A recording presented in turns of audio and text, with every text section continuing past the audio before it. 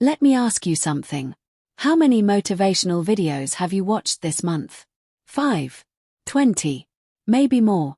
And after watching them, you probably felt unstoppable.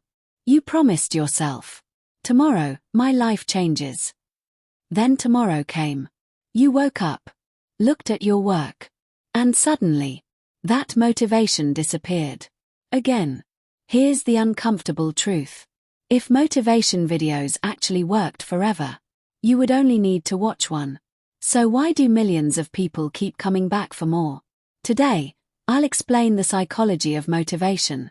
And I'll share one simple technique that has helped me stay consistent, even when I don't feel motivated. Part 1. The biggest lie about motivation. Most people think motivation comes first. Then action follows. But psychology often shows the opposite. Action creates motivation.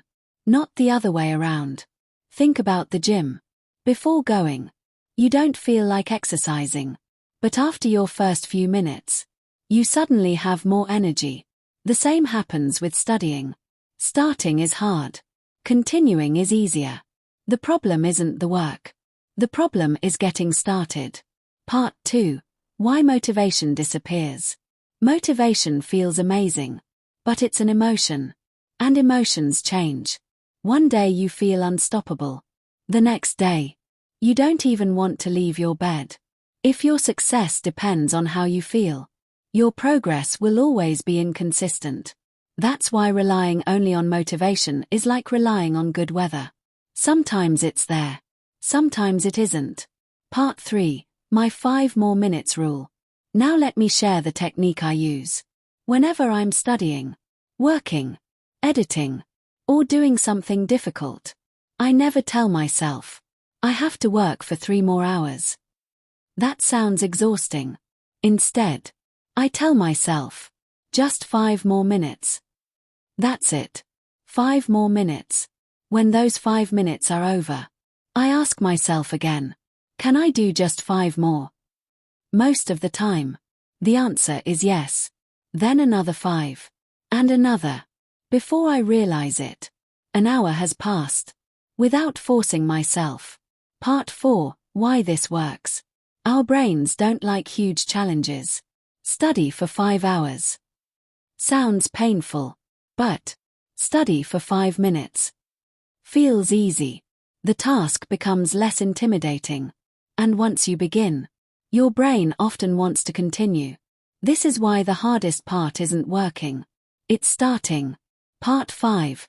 Stop chasing motivation. Many people spend hours watching motivational videos, reading motivational quotes, listening to speeches, but they never actually begin. Motivation becomes entertainment, not action. Imagine spending 2 hours watching productivity videos instead of being productive. That's like reading a recipe all day, but never cooking the meal. Part 6. Real motivation. Here's something I've learned. Real motivation isn't loud. It doesn't come with dramatic music or someone shouting through a microphone. Real motivation is quiet. It's the voice inside you that says, just 1 more page. Just 1 more question. Just 5 more minutes. Nobody else can create that voice for you. Other people can inspire you, but only you can make yourself move. Part 7. The compound effect. 5 minutes today. 5 minutes tomorrow. 5 minutes every day. It doesn't seem like much, but those small moments add up. 1 chapter becomes 1 book. 1 workout becomes a stronger body. 1 video becomes a successful YouTube channel.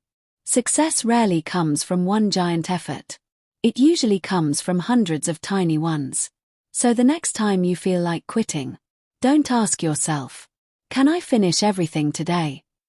Ask yourself, can I do 5 more minutes?